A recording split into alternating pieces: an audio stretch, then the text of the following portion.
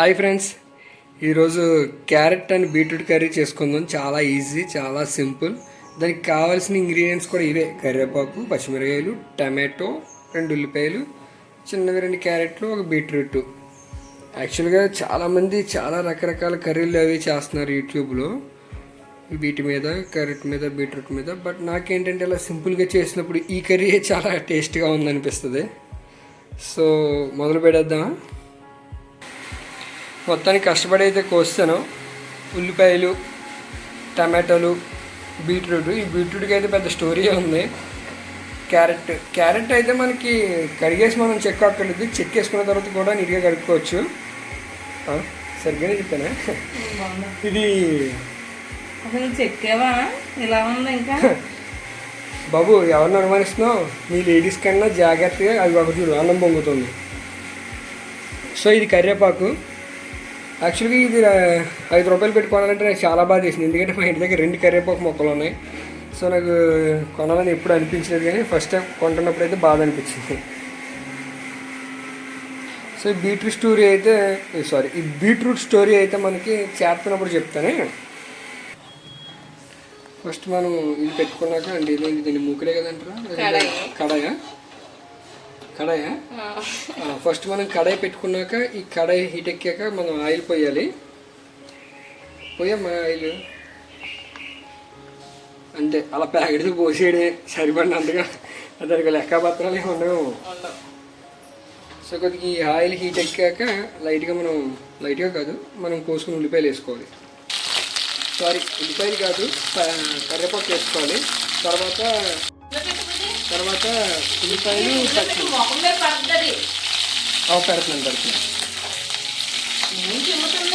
అదే కోపడుకో. ఉల్లిపాయలు పచ్చిమిరకాయలు వేసుకోవాలన్నమాట. నా కర్రీ ఏదో నేను వండుకుంటాను కదమ్మా, ఎందుకు ఇలాగా సిమ్లో పెట్టు, దాంట్లో పెట్టు అని. సో ఈ ఉల్లిపాయలు, పచ్చిమిరకాయలు, టమాటాలు బాగా మగ్గనివ్వాలి. బాగా మగ్గిన తర్వాత మనం ఆల్రెడీ కోసి పెట్టుకున్న ఈ క్యారెట్, బీట్రూట్ వేసి బాగా మగ్గిన తర్వాత ఉప్పు, కారం వేసి తర్వాత కొంచెం వాటర్ వేసి బాగా మగ్గనిచ్చి దించేయాలి. అప్పుడు గుమగుమలాడే క్యారెట్, బీట్రూట్ కర్రీ రెడీ అవుతుంది. సో దీనివల్ల మనకి హెల్త్ ఉపయోగాలు కూడా చాలా ఉన్నాయి. ఈ బీట్రూట్ అయితే నాకు అసలు ఇష్టం ఉండేది కాదు, చాలా భయపడేవాడిని తినాలంటే. కానీ ఒకరోజు మా ఊర్లో అన్నసంతర్పణకి వెళ్ళినప్పుడు ఈ బీట్రూట్ పచ్చడి వేశారు. రైస్లో కలుపుకున్నప్పుడు చాలా రెడ్డిష్గా కనిపించింది. అరే భలే ఉందిరా అనిపించి ఒకసారి కర్రీ ట్రై చేద్దామని చేశాను. అది కూడా నేను వండుకున్నది కాబట్టి బాగా నచ్చేసింది. సో మనకు నచ్చిన కర్రీ ఏదైనా ఉందంటే ఒకసారి ఎవరికి వారు సెల్ఫ్గా వండుకుని చూడండి, ఖచ్చితంగా నచ్చింది. నచ్చలేదంటే మన దరిద్రం అది.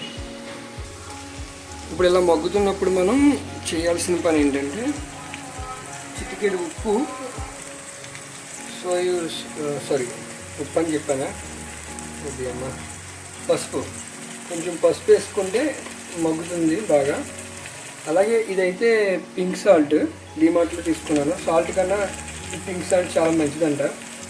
సో ఇది కూడా మనకి సరిపడగంత వేసుకోవాలి ఈ పింక్ సాల్ట్ని.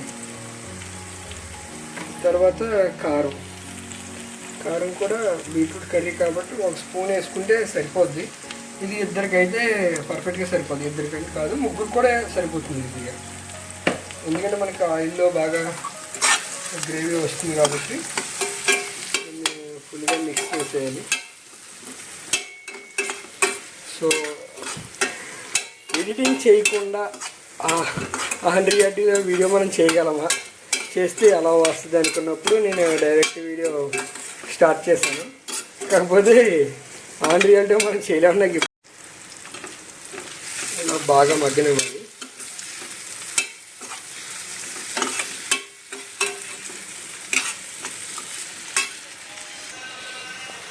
సో మొత్తానికి ఇలా ఫుల్గా బాగా మగ్గాక మూత పెట్టేసుకుని ఉంచుకోవాలి. సో అప్పుడు ఏమవుతుందంటే బాగా మగ్గుతాయి.